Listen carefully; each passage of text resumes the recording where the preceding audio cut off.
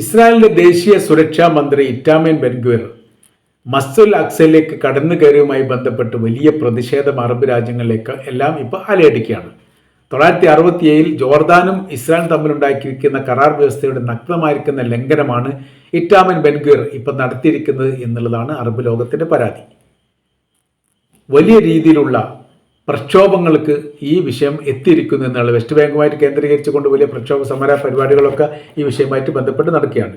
Ben Gvir 3000-ഓളം കുടിയേറ്റക്കാരുമായി ചേർന്നുകൊണ്ടാണ് മസ്ജിദുൽ അക്സയിലേക്ക് ഇടിച്ചു കയറുന്നു. അവിടെ വെച്ച് ആരാധന നടത്തുന്നു. ആരാധന കർമ്മവുമായിട്ട് ബന്ധപ്പെട്ട് 1967 ഒരു കരാർ വ്യവസ്ഥയുണ്ട് ജോർദാനും ഇസ്രായേലും തമ്മിൽ. അത് ലംഘിക്കപ്പെട്ടു എന്നുള്ളതാണ്. അതിൽ പറയുന്ന കാര്യം ഇങ്ങനെയാണ്: Al Aqsa and Qubbat al Sakhra, dome of the mosque rock എന്ന് പറയുന്ന ദേശം, ആ ഭാഗങ്ങളൊക്കെ, അതായത് 35 ഏക്കർ ഭൂമിയാണ് ഈ പറയപ്പെട്ട ആദരിക്കപ്പെടുന്ന ഈ പ്രദേശത്തിന്റെ ഭൂവിസ്താരം. അവിടെ മുസ്ലിങ്ങൾക്ക് മാത്രമേ പ്രാർത്ഥന നടത്താവൂ എന്ന് കരാർ വ്യവസ്ഥ ഉണ്ട്.